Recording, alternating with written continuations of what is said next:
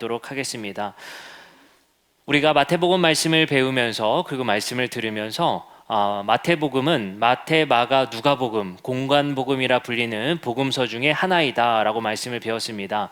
근데 마태, 마가, 누가복음을 공관복음서라고 부르는 이유는 서로 말씀 구절들이 병행되고 있기 때문입니다. 그러나 요한복음은 병행되는 구절도 있지만 그 스토리의 진행이 다르기 때문에 네 번째 복음서라고 해서 따로 분류해서 말씀을 보게 됩니다. 마태, 마가, 누가복음은 공관복음, 즉 병행이 되는 말씀들로 이루어져 있습니다. 근데 그 병행의 가장 중요한 말씀이 바로 오늘 우리 말씀을 읽었던 16장의 말씀, 너희는 나를 누구라 하느냐, 주는 그리스도시요 살아계신 하나님의 아들이라는 이 질문이 마태, 마가, 누가복음 모두 그 중간에 있습니다. 그 말은 다시 말해서 마태, 마가, 누가복음 모두 이 질문을 중심으로 앞과 뒤가 구성되어져 있습니다. 그것을 더 쉽게 말씀드리면 너희는 나를 누구라 하느냐, 주는 그리스도시요 살아계신 하나님의 아들에 대한 그 가르침을 전반부에 그리고 후반부에 예수 그리스도가 어떤 그리스도시며 어떤 하나님의 아들인지를 가르치고 있는 내용이 마태와 마가복음, 누가복음을 기록한 목적입니다. 오늘 말씀을 통해서 그 가장 중앙에 있었던 마태복음 16장 13절부터 28절의 말씀을 함께 배우려 합니다. 오늘 말씀의 중요성, 그리고 방금 말씀드렸다시피 마태, 마가, 누가복음 모두 읽는 독자들로 하여금 예수는 누구인가? 바로 그는 그리스도이시고 하나님의 아들이라는 것을 가르치기 위함, 또는 그것을 알려주기 위함의 목적을 가지고 있습니다. 사도행전 9장 22절에 보면 사울은 힘을 더 얻어 예수를 그리스도라 증언하여 다메섹에 사는 유대인들을 당혹하게 하니라. 바울은 그리고 사울은 무엇을 가르치고 있었느냐를 사도행전 9장 22절을 통해서 우리에게 알려주고 있습니다. 예수를 그리스도라 증언하고 있다라고 하는 것입니다. 가장 중요한 것은 바로 누가 그리스도인가, 바로 예수는 그리스도이다, 그리고 예수는 하나님의 아들이다 라는 것이 제자들이 복음을 선포했었던 가장 중요한 핵심입니다. 사도행전 11장 17절에는 이런 말씀이 있습니다. 그런즉 하나님이 우리가 주 예수 그리스도를 믿을 때에 주신 것과 같은 선물을 그들에게도 주셨으니 내가 누구에게 하나님을 능히 맡겠느냐 하더라. 여기서도 마찬가지의 말씀이 듭니다. 하나님이 우리가 주 예수 그리스도를 믿을 때, 그냥 예수를 믿을 때가 아니라 예수가 주님이시자 예수가 그리스도임을 믿을 때에 라고 말합니다. 여기서 우리는 한 가지를 알 수가 있습니다. 우리가 믿는 것은 무엇이냐? 우리의 신앙의 시작은 무엇이냐? 바로 예수가 그리스도이심을 믿는 것으로부터 시작된다는 사실입니다. 그리고 제자들도 예수가 그리스도이심을 가르치기 위해, 그리고 예수가 그리스도임을 전하기 위해 세계를 돌아다니게 됩니다. 사도행전 18장 28절엔 이런 말씀이 쓰여 있습니다. 이는 성경으로서 예수는 그리스도라고 증언하여 공중 앞에 힘있게 유대인들의 말을 이김이러라. 유대인들에게 증언하고 유대인들에게 선포했던 말씀은 바로 똑같이 예수는 그리스도라라고 증언하는 내용이었습니다. 그 말씀이 바로 오늘 본문의 말씀에 중요하게 등장하는 말씀입니다. 그리고 오늘 말씀이 바로 우리 기독교의 핵심이 되는 말씀이기도 하고, 우리가 신앙을 시작하는 그 첫 번째 믿음이 바로 예수를 그리스도라 믿는 믿음입니다. 그렇다면 예수가 그리스도임을 믿는 것은 무엇이냐라는 것을 먼저 생각해 보았으면 좋겠습니다. 예수가 그리스도라는 뜻이 무엇이겠느냐라는 것은 그리스도라는 뜻이 무엇인지를 먼저 살펴봐야 합니다. 여러분들, 구약에는 그리스도가 있었을까요? 구약에 그리스도가 있었습니다. 바로 다윗도 있었고 사울도 있었습니다. 다시 말해 그리스도라는 것은 바로 메시아, 히브리어로 메시아의 의미입니다. 메시아라는 의미는 기름 부음 받은 자라는 의미입니다. 근데 누구에게 부음을 받느냐, 누구에게 기름을 부어주느냐, 바로 왕권을 위임할 때 기름을 붓게 됩니다. 따라서 그리스도라는 의미는 왕의 의미입니다. 예수를 그리스도라 믿는 것은 예수가 우리의 주님이시자 왕이심을 믿는 것입니다. 여기서 주님이라고 불리는 주라는 것은 헬라어로 퀴리오스입니다. 이 퀴리오스라는 표현은 황제들에게 붙이는 표현입니다. 바로 우리의 황제 되시며, 그리고 유대인들의 표현으로는 메시아, 왕 되신 분이 바로 예수다라는 사실을 우리가 믿음으로 신앙이 시작되는 것입니다. 그것으로 인해서 우리의 주인, 그리고 우리의 왕이 세속의 권세도 아니라 내가 아니라 예수가 우리의 주님이시며 왕 되심이 바로 우리의 신앙의 시작이 되게 됩니다. 근데 복음서에 한 가지 특징이 일어나는데, 예수가 그리스도이심을 밝히고 예수가 누구인지를 밝히는 구절이 오늘 말씀에 들어있다면, 놀랍게도 예수의 제자들은 오늘 정확한 고백을 했음에도 불구하고 계속해서 예수님의 말씀을 깨닫지 못한다라는 특징이 있습니다. 마태복음 16장 5절부터 9절 말씀에 보면 이런 말씀이 있습니다. 제자들이 건너편으로 갈새 떡 가져가기를 잊었더니 예수께서 이르시되 삼가 바리새인과 사두개인들의 누룩을 주의하라 하시니, 제자들이 서로 논의하여 이르되 우리가 떡을 가져오지 아니하였도다 하거늘, 예수께서 아시고 이르시되 믿음이 작은 자들아 어찌 떡이 없으므로 서로 논의하느냐, 너희가 아직도 깨닫지 못하느냐. 제자들은 예수님의 말씀을 깨닫지 못한다라고 합니다. 마가복음 6장 52절에는 이렇게 말합니다. 이는 그들이 그 떡 떼시던 일을 깨닫지 못하고, 마가복음 8장 17절은 이렇게 말합니다. 예수께서 아시고 이르시되 너희가 어찌 떡이 없으므로 수군거리냐, 아직도 알지 못하며 깨닫지 못하느냐, 너희 마음이 둔하냐. 마가복음 8장 21절에서는 이렇게 말합니다. 이르시되 아직도 깨닫지 못하느냐. 마가복음 9장 32절에는 이렇게 말합니다. 그러나 제자들은 이 말씀을 깨닫지 못하고.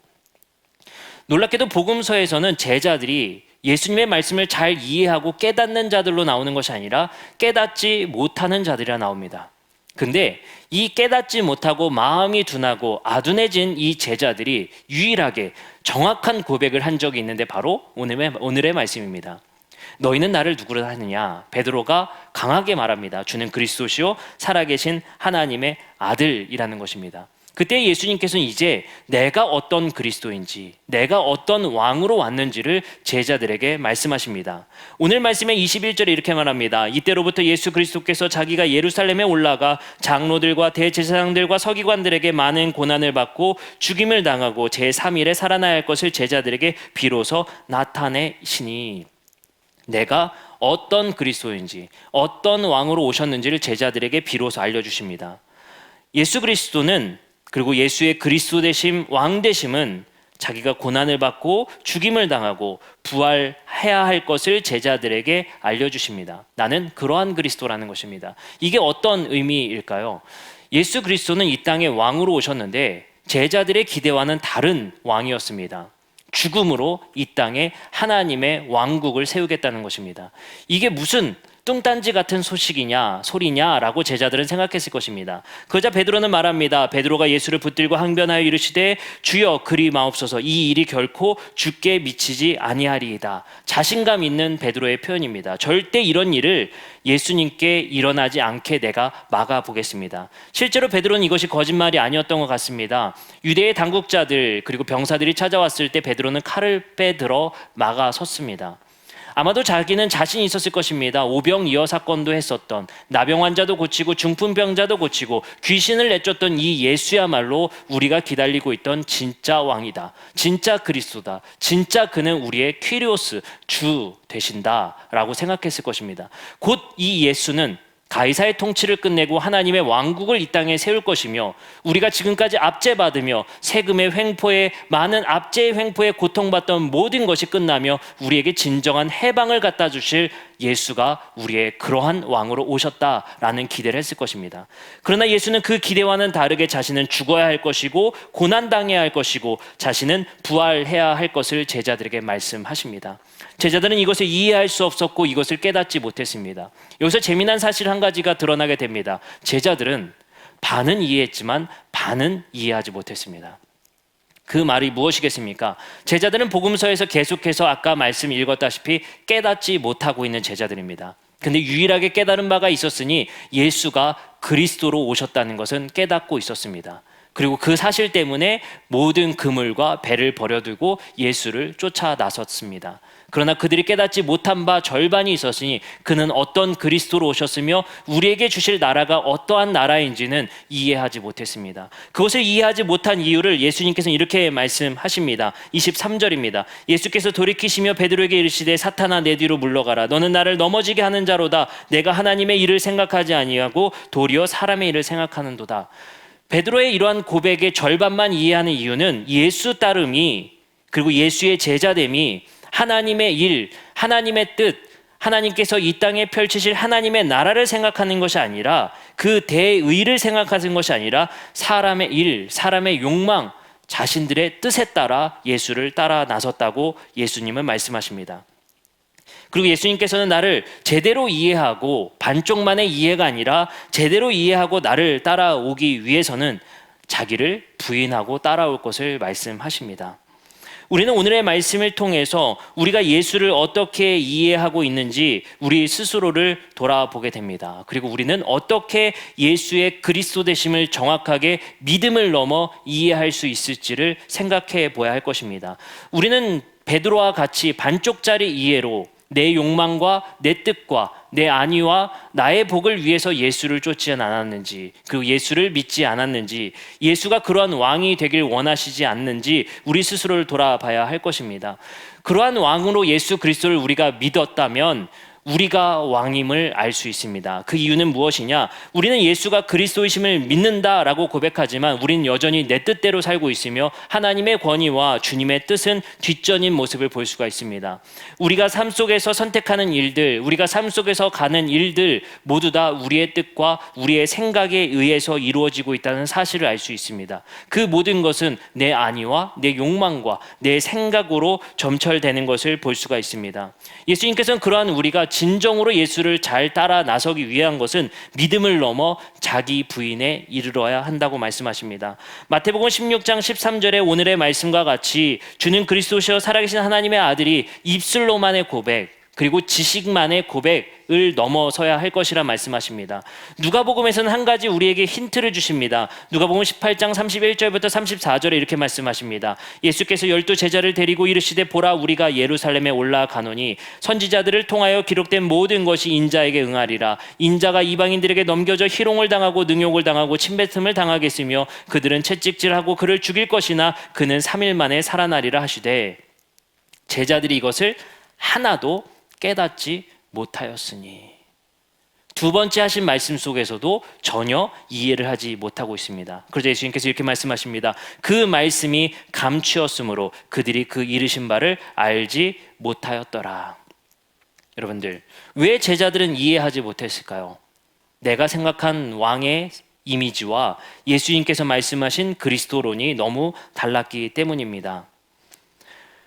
그러면 이것을 우리는 어떻게 이해하고 깨달을 수 있는가? 마태복음 16장 17절에 이렇게 말씀하십니다. 예수께서 대답하여 이르시되 바요나 시몬아 내가 복이 있도다. 이를 내게 알게 한 이는 혈육이 아니요 하늘에 계신 내 아버지시니라.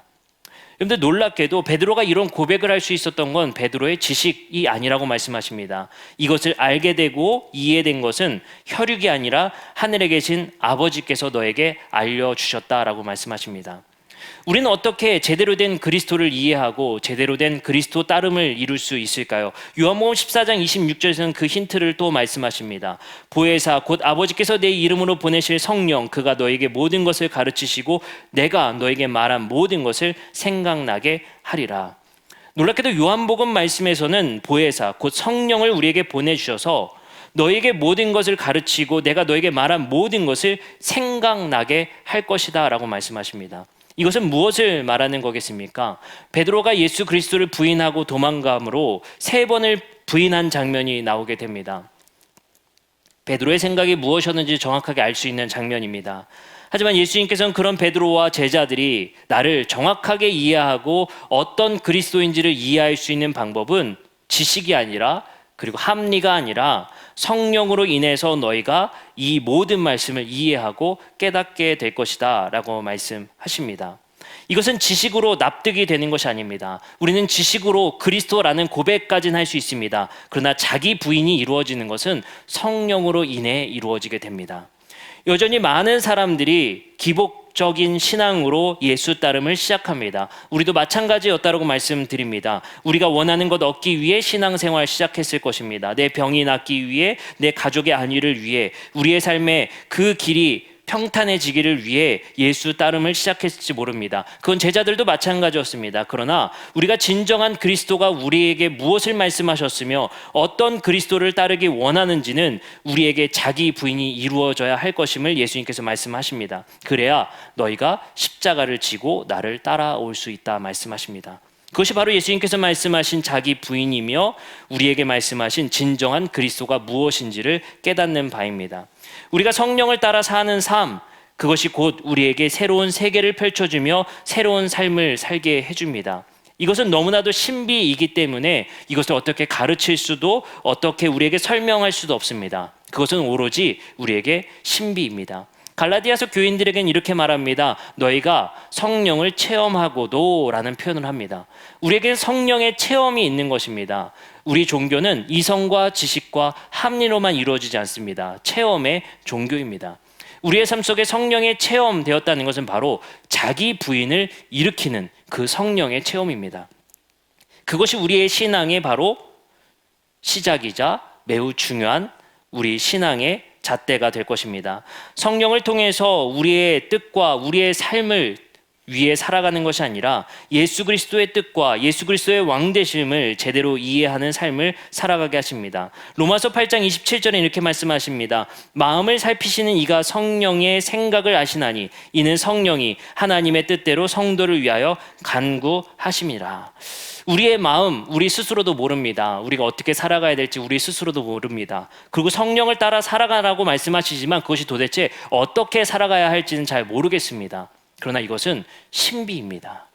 우리가 어떻게 살아가야 될지 모를 때 우리의 마음과 우리의 생각 속에서 성령님을 찾아보는 것, 성령님께서 우리의 마음을 움직여주시는 그 신비를 기대하는 것, 그것이 바로 신비가 아닐까 생각이 듭니다. 예수의 길을 쫓아가는 것, 바로 십자가의 길을 뒤따라가는 것은 자기 부인, 즉 성령으로 인해 일어나는 내 뜻과 욕망으로 인해 일어나는 신앙이 아니라 자기 부인을 통해 시작하는 신앙이 바로 제대로 된 신앙입니다. 그러므로 말미암아 예수님께서는 우리에게 이렇게 가르치십니다. 너희는 너희의 욕망과 너희의 의를 위해 사는 것이 아니라 너희는 그의 나라와 그의 의를 위해 살아가라 말씀하십니다.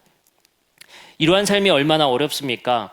우리는 우리의 목표가 있고 비전이 있고 우리의 뜻이 있습니다. 근데 그 뜻을 부인하고 이제 예수의 뜻에 맞춰 살기를, 그리고 하나님이 거대한 이 땅에 이루시고자 하는 그 목표와 목적을 위해 살아가기를 우리에게 바라십니다. 그것만큼 어려운 게 없을 것 같습니다. 우리는 바로 앞밖에 보지 못하기 때문입니다. 그러나 하나님께서는 성령을 통해서 그 먼 비전까지, 그리고 그 거대한 하나님의 섭리까지를 이해시킴을 통해서 왜 우리가 그렇게 살아가야 할지, 왜 우리가 그렇게 애씀이 필요한지를 우리에게 말씀하시고 있습니다. 우리는 이런 생각을 해보게 됩니다. 우리의 신앙에서 우리는 많은 것을 이루려고 노력하는 것 같습니다. 그 중에 하나가 우리의 마음을 고쳐먹고 우리의 삶을 고치려고 하는 노력들입니다. 그 노력들이 없어서는 안 됩니다. 하지만 그 노력 안에 성령의 도우심이 뒤따라야 합니다. 우리의 노력만으로는 고칠 수 없습니다. 저는 이렇게 생각합니다. 성령이 우리에게 정말 그 신비로서 자극하시면 어떤 일이 일어나겠느냐라고 생각해 보면 오히려 우리에게 역설적인 하나님 나라, 예수님께서 말씀하셨던 그 누룩의 비유와 겨자씨의 비유와 한 여인이 떡을 만드는 그 비유와 같이, 그리고 제자들에게 말씀하셨던 너희가 주라 라고 말씀하셨던 그 명령의 행함을 우리 안에 일으키실 것입니다. 그것이 작은 일이고 무쓸모해 보일지라도 우리에게 일하시게끔 만드는 그 동기를 우리 안에 내어주시는 것 같습니다. 근데 저는 이것을 한 걸음 더 나아가서 한 번 더 생각해 봤으면 좋겠습니다. 자기 부인은 무엇일까라는 것입니다. 저는 그것을 성경을 통해서 우리가 한번 생각해 봤으면 좋겠는 지점이 있는 것입니다. 바로 창세기의 말씀입니다. 여러분들, 창세기의 말씀에서 아담과 하와가 죄를 짓고 한 일이 있습니다. 바로 자기들의 몸을 가린 겁니다. 그러자 예수님께서는 그들이 가렸었던 그 무화과 나무 잎을 치우고 가죽옷으로 입힙니다. 그 사건은 굉장한 상징 그리고 은유가 있는 사건인 것 같습니다. 우리에게 그때부터 부끄러움이 시작됐다라는 것을 설명하기 위함이 아니라 하나님과 우리의 관계가 그렇게 된 것 같습니다. 여러분들, 우리 아이들이 아직은 그런 게 없어요. 엄마 창피해, 아빠 창피해, 나 속옷 입고 있을래? 지금은 뭐 그냥 빨개 벗고 뛰어다닙니다. 창피한 게 하나도 없는 것 같아요. 근데 우리 아이들이 판단하고 생각하고 무엇이 창피한 줄 알 때는, 그때는 이제 함부로 밖에서 옷을 벗겼다가는 아이들이 싫어할 것 같습니다.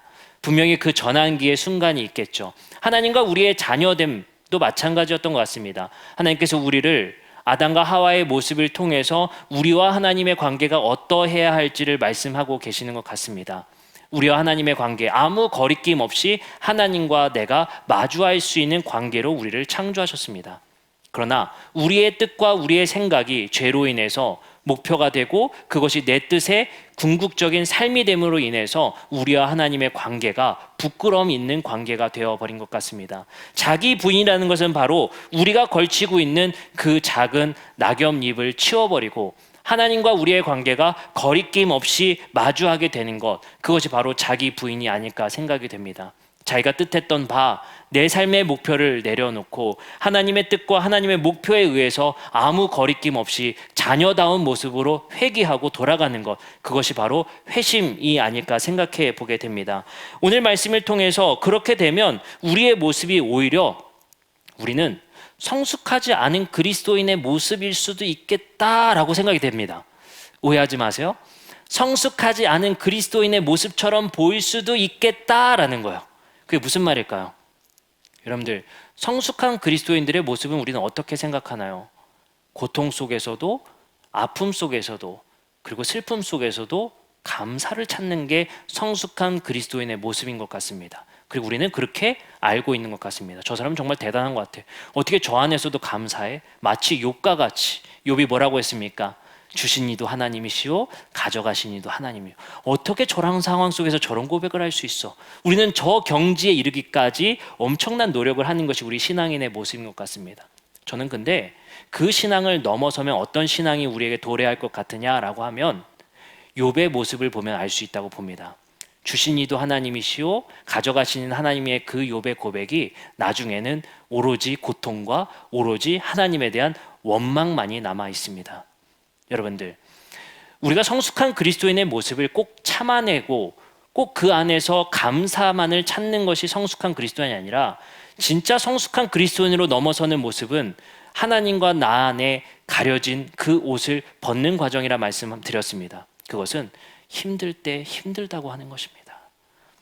고통스러울 때 하나님께 고통스럽다고 절규하는 것이 하나님과 우리의 올바른 관계입니다.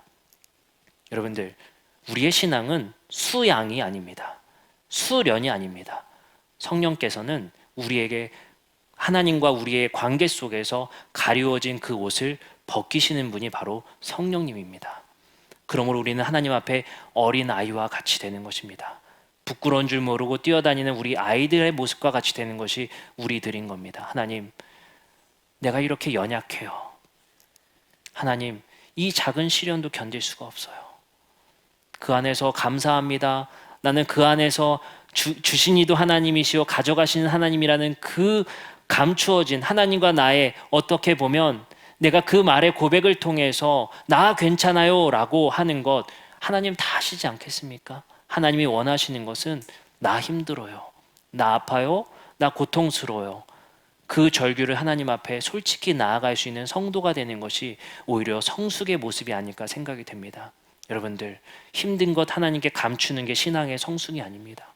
힘들 때, 아플 때 절규하는 모습을 주님께서 말씀하십니다.